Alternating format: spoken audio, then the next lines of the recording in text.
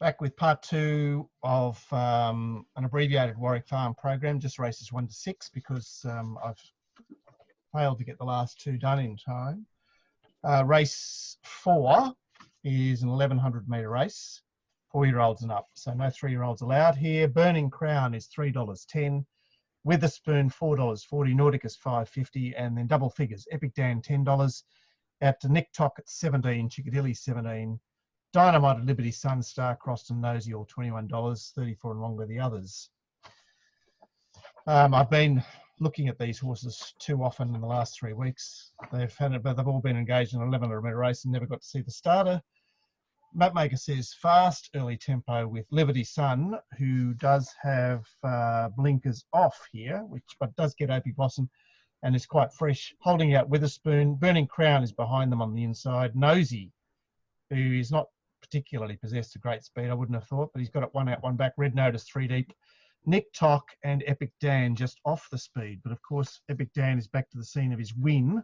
He's got National Willer and he's got a mid-draw that I thought may make him at least contest early or try and get on the back of Witherspoon, which seems a likely occurrence here.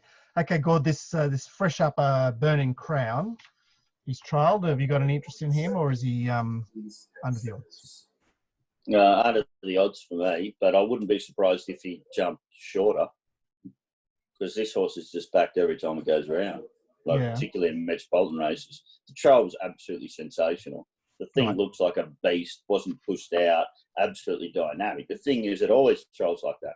So my reference point is to look at its trial before last preparation, where it was absolutely dynamic and impressive, and then it started up in a highway against Adaro, Caprera, and Sunley, in which it couldn't get the job done after having a reasonable run.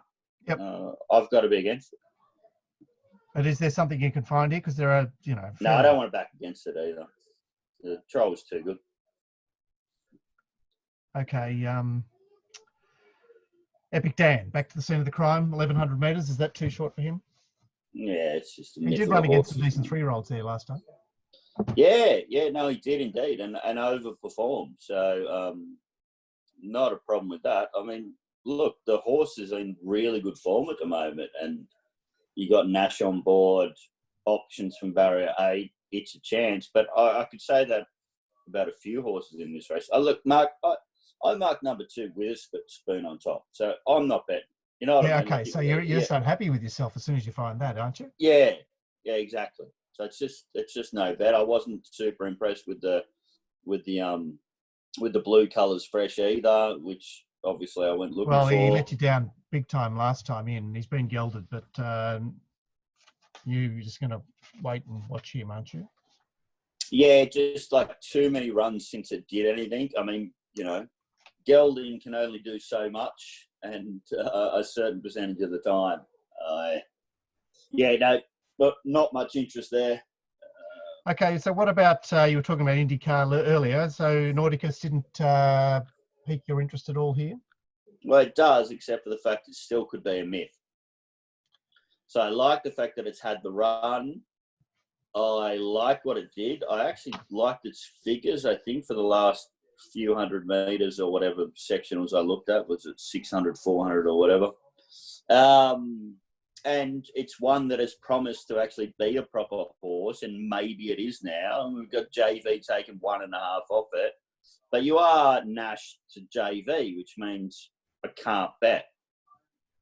So lots of negatives about lots of horses in this race that mean that I can't bet. All right, so what did you say throw about one it? your way. It's Gimme Shelter, which resumes on a wet track. And I should have talked to you off camera. Well, what price is Gimme Shelter? She paused on me again. Oh? Should I stop talking? What's the story? Look, she lost her way at the end of last campaign, obviously finished up on a night program where she wasn't in the right lane, but her Saturday runs 9 months ago on wetter tracks than she encountered last preparation stand her in good stead. It just looks like the sort of race where she's just going to mind her own business. And mate, wet track, no way. jockey just coming off the biggest win of his career, that kind of odds, don't think just bet. All right. Yeah. Okay. So In like a really tricky race, you know. Yeah. Well, look, it's it's sort of Burning Crown's race to lose, but he does leave you cold every now and again. Mm. All right. Well, the mare's over 1,200 metres, benchmark 74, and Secura is favoured at $3.90. My Demetra $6.50. Tricky Gal 7. Dun Brody Power is 8.50. Gisette 10. Unguarded 13. Soul Star and Feather 16. Fritz's Factor 17. Sellish at 21. Slow Burn, surprisingly, $26. With Who's Knocking. Kath's Village has the others at $31. I think we're really got to have a chat before we start filming this show, Mark. Well, I could just put it up later, I think. The map in this race says an average early tempo, and I must say that because this is the race that I didn't have a lot going on. It's just bits and pieces of speed here. Anyway, they say Layla de Vega, who is really a miler, holding out Maya Demetra, sits outside the lead. Jazette, who we've been waiting on to resume, box seating with Slow Burn outside it.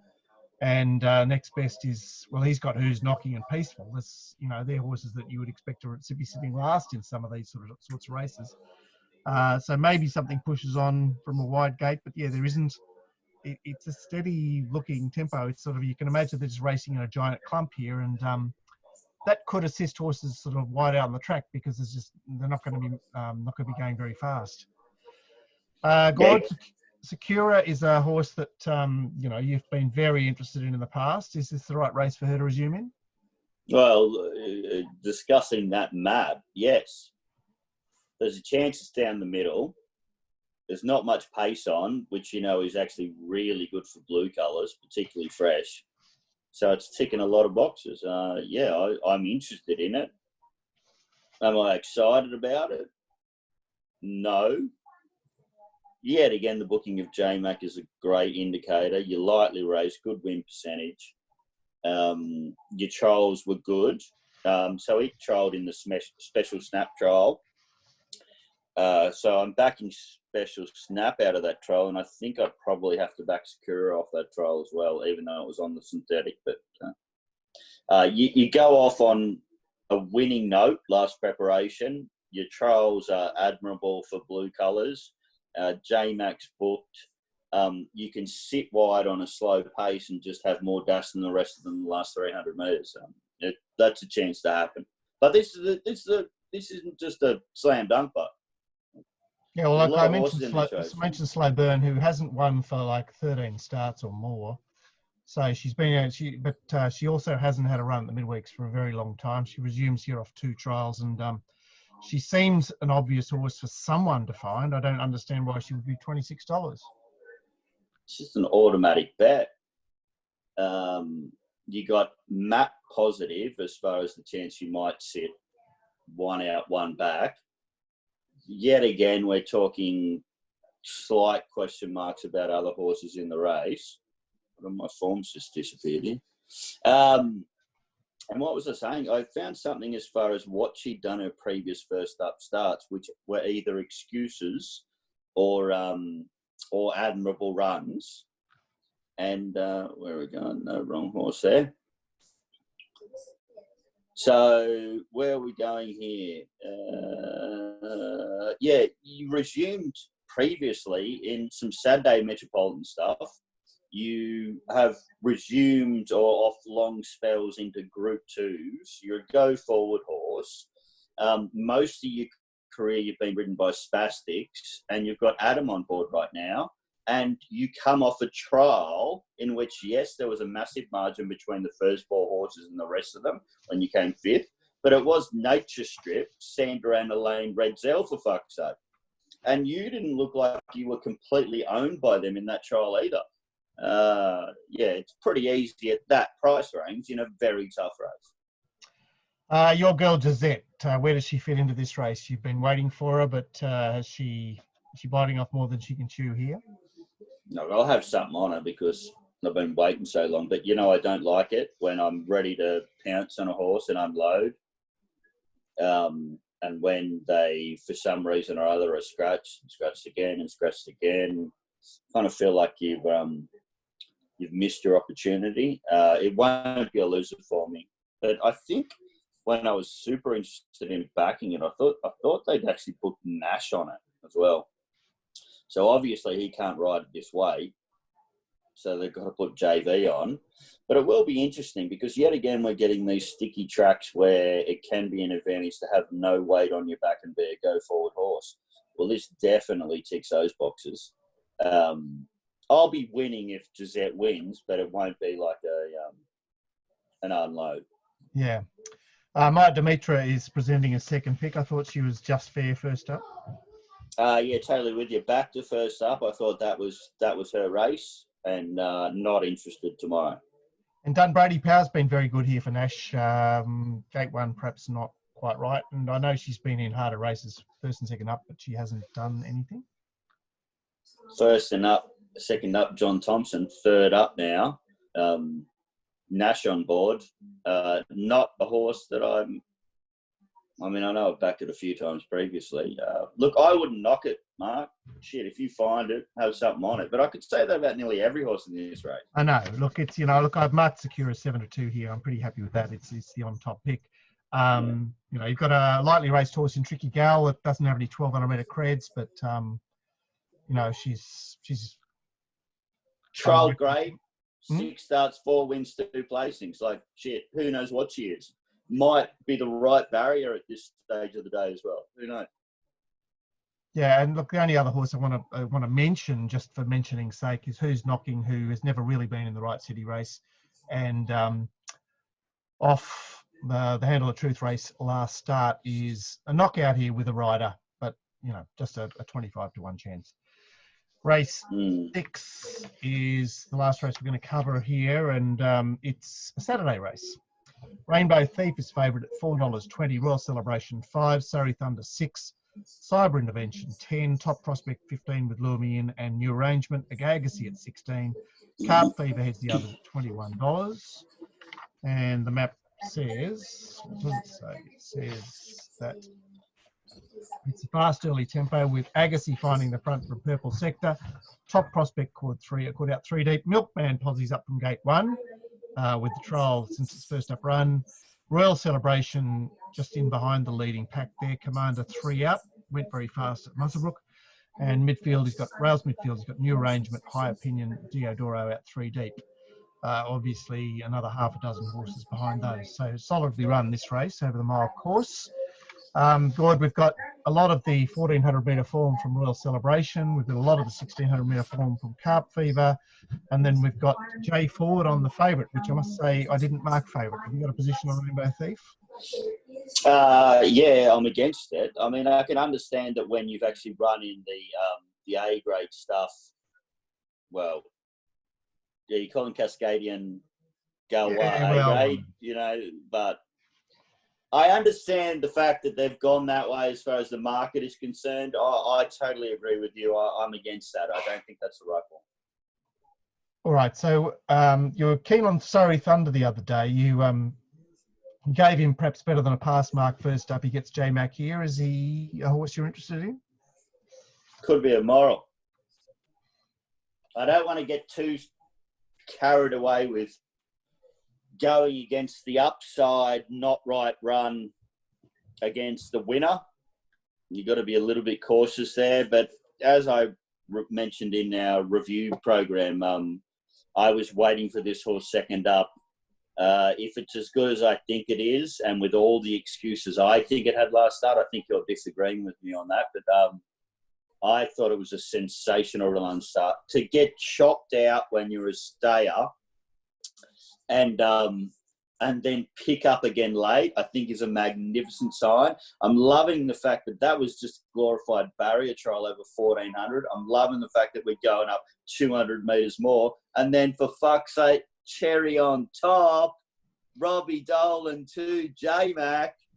Yes. All right. So that you're super keen. I'm pretty keen. We'll talk about it tomorrow anyway. So yeah, but the thing that's holding me back is the fact that the horses that came second and third in that race both used the fence, and so the fact that he was on the fence is a drawback in my eyes. I know, you say, well, look, he encountered difficulties, but he also had the P run to do something. Whereas Royal Celebration showed a turn of foot from a position that really didn't work all day that day. He actually won the race, and he's here 11 days later. He's going to push into a relatively handy spot. He's got a turn of foot, and surely he's the horse to beat.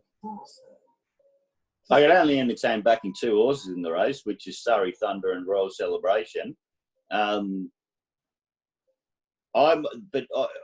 pretty keen on Surrey Thunder. I think it's got shitloads of upside off that run. And as far as the runs are concerned, I acknowledge what you're saying there about position in run, but I'm saying Surrey Thunder's run was better than Royal Celebration's marginally, even though it was in the right spot. I just think it's such a big deal when a stayer loses complete momentum at a particular stage. It's hard to argue against you, isn't it? Yeah, and then on top of that, I'd say Royal Celebration, you've hit your mark. So whatever you did last start, you're either going to do exactly the same thing or less than that. And Surrey Thunder, you'll probably have the capability to run 6 lengths better than you did last start. I've got to go with the Thunder. Maybe there aren't many chances here, Gord. The other one I found was Lure Me In, only because he's got the. Why did I find him? He doesn't have the shortest SP from the Carp Fever race, but it just seemed to me a sort of a lurker with Jay Collett that. Well, I was surprised. I thought your next selection was going to be Carp Fever. Well, it's got Glenn on it. I can't do it. Isn't it a Glen-like horse? Yeah, look, I'm sure it'll do something here. Of the others, I couldn't completely get rid of Top Prospect, but I'd be surprised if he won. I think you make a great case for number one, and I can't see why number 3 wouldn't run well. And as I say, the only other one I threw in was Lure Me In, which has a chance, but they all have chances in 600 metres at Warwick Farm. All right, that'll do us. We'll draw a line under that. Gord and Glenn and myself will have some thoughts for the last 2 on a top-up show for Goldies tomorrow. Oh yeah, some good prices, some good bets, and some good prices in the last. I'm just scrolling down, particularly the second one.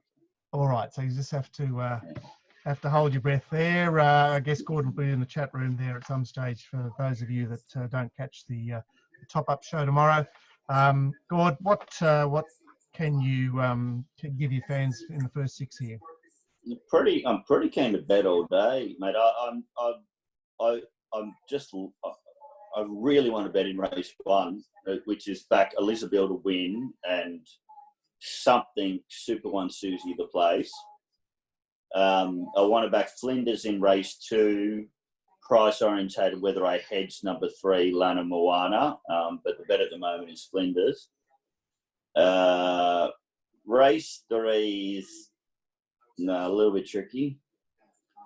Race 4 is a little bit tricky. Jesus. I'm betting in every race, mate. I've got my PJs on already. I'm going to bed. It's like when Santa Claus comes. I want to get up early and start betting. I'll throw in Surrey Thunder. Not normally a primary bet of mine, but if I'm going to yabber away for 2 minutes like I did about the positivity, I've got to throw it in there. All right, I'm going to take you on race 2, number 4, Significance. I'm taking on J-Mac there. I'm taking on Gord and J-Mac, and I'm taking on Gord and J-Mac again in race 6, number 3, Royal Celebration. No. Look out for us tomorrow morning. You'll get a set from Goldies. Will get a set from me. Obviously, there'll be activity in the chat room. Are we Hong Kong tomorrow night, Gord? I haven't looked yet. But I'd assume so. All right. Yeah, we'll do something. So that was a dirt track meeting last Wednesday, was it? Yeah. At Shartin. Yeah. Right. Yeah. So it was actually really interesting because obviously I'm not sure Glenn even knew it was dirt. And, well, he was still going all right. So All right, so I expect that we'll get a full meeting tomorrow after losing most of Wednesdays, the last 2 Wednesdays. But there will be, the chance of some rain, but I don't imagine it will actually threaten the meeting tomorrow. As I say, stand by for a set from me in the morning and look out for a top-up show featuring the 3 of us before the first tomorrow. Catch you then. Thanks, Gord. See you, Mark. See you guys.